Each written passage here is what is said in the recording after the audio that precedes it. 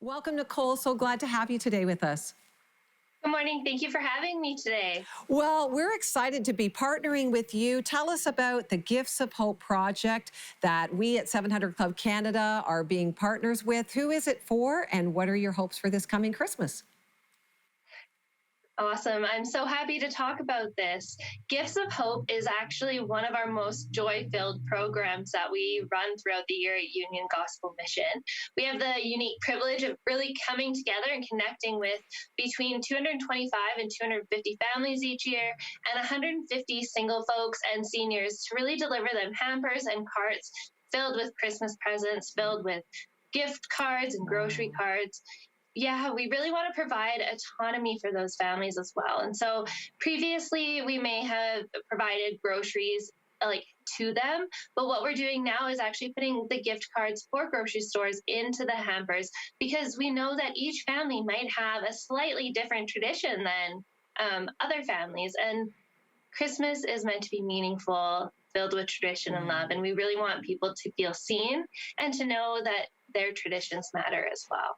Well, I think that's so beautiful and practical, as you say. I love that you're finding creative ways to serve people. And I'm sure there's many beautiful stories of the impact of this project on families and individuals. Can you share one with us?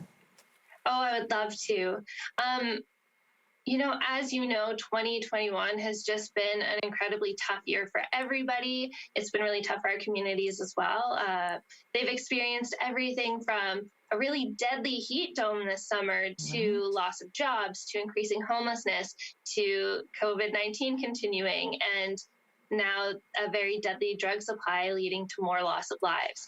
Um, and our dream through Gifts of Hope is to really alleviate some of the additional stress that the holiday season can bring. And through that, our outreach teams are just filled with so many different stories, so much love.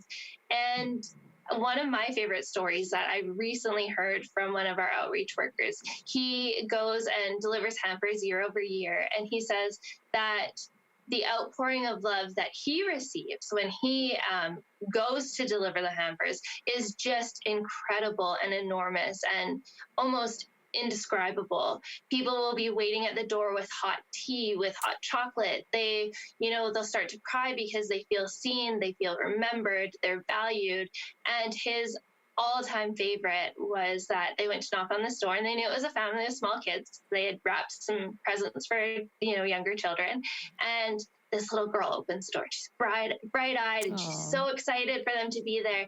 And she had spent the entire morning meticulously crafting this beautiful Christmas card, Oh. just filled with gratitude. And she was so excited to give it to them. And, hugs from little kids, they're hugging Yeah. your legs and your Yeah. hips. And it's so pure.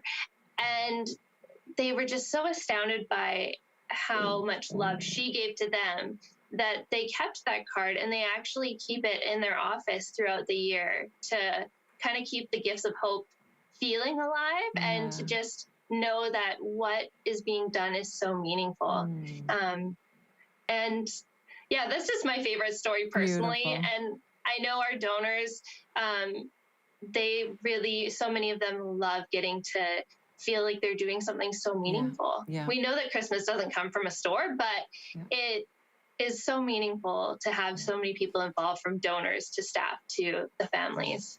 Well, it's blessed to give, right? Hmm. And that is such a great reminder to all of us as we partner with you. We can't be there on the doorstep, but through our partners at 700 Club Canada contributing to this, we can just Hmm. imagine, and thank you for sharing that story of the blessing and hope, and we're giving a family and some little children.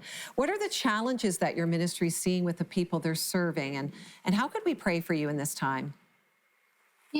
Like I had started to say, 2021 has just been tough. It's been a really hard year. And on top of all of those things, from loss of jobs and increased homelessness and really poisoned drug supply and increased poverty, we're also seeing the carryover and residual isolation from last year. Right. There's every year around Christmas time, there's really a lot of isolation for many of our community members simply because they can't afford to travel to see their families, or maybe the relationships they have with their family members are fractured. Um, but COVID 19 has made that even more prevalent. Yeah. And it's painful. And so we really hope that you can continue to pray for people to Yes. really know that they're being seen, Yes. that we love them, that they're just so enormously loved beyond measure. And then long term, we would be very appreciative of some prayers for the impacts of the regional flooding that has happened here in BC, Yes. and that the supply chain disruption that is happening as a result of it doesn't have as painful of an impact for our most vulnerable citizens and for those who may really be struggling with poverty, because sometimes they can be the most deeply impacted when there are supply chain disruptions. Yes. So just a prayer for God's providence in the midst of everything for all of these precious families, and to just experience his warmth this season. Well, we are going to do that. In fact, we're going to, at the close of our show today, we're going to stop and pray for Union Gospel Mission, all that you've shared. Thank you for what you do. And for our viewers, this is our 700 Club Canada Giving Tuesday project. As you've already heard, our goal is $22,700 towards the Gifts of Hope project to help provide 215 hampers for families, 150 carts for singles and seniors. Please join us. Go to 700club.ca/Giving Tuesday 2021 and make your donation today. Thank you so much, Nicole. God bless you. Thank you so much. Well, this is how hope returned to a marriage 6 figures in debt.